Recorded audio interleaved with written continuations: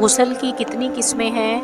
3 قسمیں ہیں: فرض، سنت، مستحب۔ غسل فرض کتنے ہیں؟ 6 ہیں۔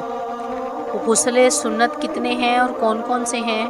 4 ہیں، اور وہ چاروں یہ ہیں: جمعہ کی نماز کے لیے غسل کرنا، دونوں عیدوں کی نماز کے لیے غسل کرنا، حج کا احرام باندھنے سے پہلے غسل کرنا، عرفات میں وقوف کرنے کے لیے غسل کرنا۔ غسل مستحب کتنے ہیں اور کون سے ہیں؟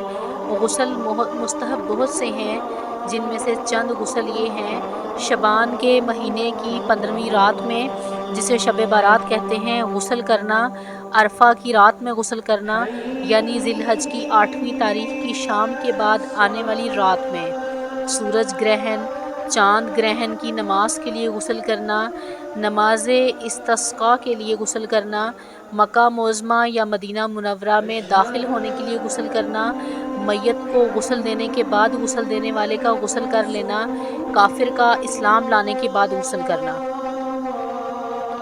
اگر غسل کی حاجت ہو اور دریا میں غوطہ لگا لے یا بارش میں کھڑے ہو جائیں اور تمام بدن پر پانی بہہ جائے تو غسل ادا ہو جائے گا یا نہیں؟ ہاں، ادا ہو جائے گا، بشرطے کہ کلی کر لے اور ناک میں پانی ڈال لے۔ غسل کی حالت میں قبلہ کی طرف منہ کرنا جائز ہے یا نہیں؟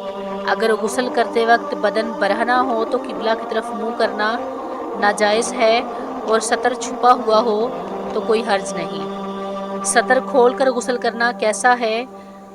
واش روم میں یا کسی ایسے مقام پر جہاں دوسرے انسان کی نگاہ اس کے سطر پر نہ پڑے، برہنہ حالت میں نہانا جائز ہے۔ غسل میں مکروہ کتنے ہیں؟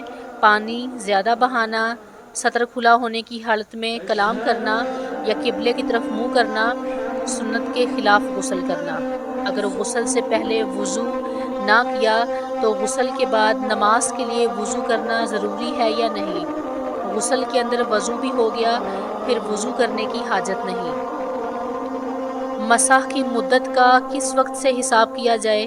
جس وقت سے وضو ٹوٹا ہے اس وقت سے 1 دن 1 رات یا 3 دن 3 رات مسح جائز ہے۔ مثلا جمعہ کی صبح کو وضو کر کے موزے پہنے اور اس کا یہ وضو ظہر کا وقت ختم ہونے پر ٹوٹا تو یہ شخص اگر مقیم ہے تو ہفتہ کی ظہر کے وقت تک مسح کر سکتا ہے، اور مسافر ہے تو پیر کے دن کی ظہر تک مسح کر سکتا ہے۔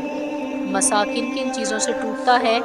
جن چیزوں سے وضو ٹوٹتا ہے ان سے مسح بھی ٹوٹ جاتا ہے، اور ان کے علاوہ مسح کی مدت گزر جانے اور موزے اتار دینے اور 3 انگلیوں کے برابر موزے پھٹ جانے سے بھی مسح ٹوٹ جاتا ہے۔ اگر وضو ہونے کی حالت میں موزہ اتار دیا یا وضو ہونے کی حالت میں مدت مسح کی پوری ہو گئی تو کیا حکم ہے؟ ان دونوں صورتوں میں صرف پاؤں دھو کر موزے پہن لینا کافی ہے اور پورا وضو کر لینا مستحب ہے۔ اگر مسافر نے موزوں پر مسح کرنا شروع کیا اور 1 دن 1 رات کے بعد گھر آیا تو کیا کرے؟ موزے اتار دے اور نئے سرے سے مسح کرنا شروع کرے۔ اگر مقیم نے مسح شروع کیا اور پھر سفر میں چلا گیا تو کیا کرے؟ اگر 1 دن 1 رات پوری ہونے سے پہلے سفر کیا تو 3 دن 3 رات تک موزے پہنے رہے اور مسح کرتا رہے، اور 1 دن 1 رات پوری ہونے کے بعد سفر کیا تو موزے اتار کر نئے سرے سے مسح شروع کرے۔ اگر موزہ کئی جگہ سے تھوڑا تھوڑا پھٹا ہوا ہو تو کیا حکم ہے؟ ایک موزہ کئی جگہ سے تھوڑا تھوڑا پھٹا ہوا ہو تو اسے جمع کر کے دیکھو، اگر مجموعہ 3 انگلیوں کے برابر ہو جائے تو مسح ناجائز ہے، اور اگر کم رہے تو جائز ہے، اور دونوں موزے پھٹے ہوئے ہوں اور دونوں کی مجموعی پھٹن 3 انگلیوں کے برابر ہو لیکن ہر ایک کی پھٹن 3 انگلیوں کی مقدار سے کم ہو تو مسح جائز ہے۔ چمڑے کی چیزیں جیسے موزے، جوتی، بستر بند وغیرہ، اگر ان میں جسم دار نجاست لگ جائے تو کس طرح پاک ہوتی ہے؟ زمین یا کسی اور چیز پر رگڑ دینے سے پاک ہوتی ہے، بشرطے کہ رگڑنے سے نجاست کا جسم اور اثر جاتا رہے۔